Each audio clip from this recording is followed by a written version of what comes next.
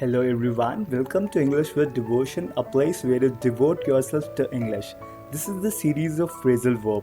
If you don't know what phrasal verb means, go and check it out the first video of the series. I'll put the link in the description below. So let's start with our phrasal verb. Hang on. Hang on means wait for a minute.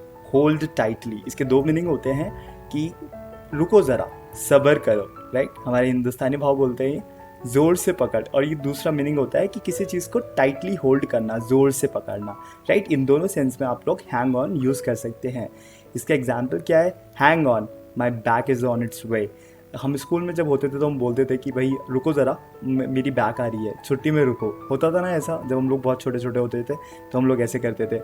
या फिर एक और example है hang on, we are about to crash. Say for example दो लोग हैं, वो airplane में हैं या फिर हेलीकॉप्टर में हैं और अनफॉर्चुनेटली उनका हेलीकॉप्टर क्रैश कर रहा है, तो हम लोग वहाँ पर हैंग ऑन यूज़ कर सकते हैं. Hang on, we are about to crash, मतलब किसी चीज़ को टाइटली होल्ड कर लो, हम लोग गिरने वाले हैं, right? So I hope you have learn something. Thanks for watching and stay tuned for the fifth video of phrasal verb.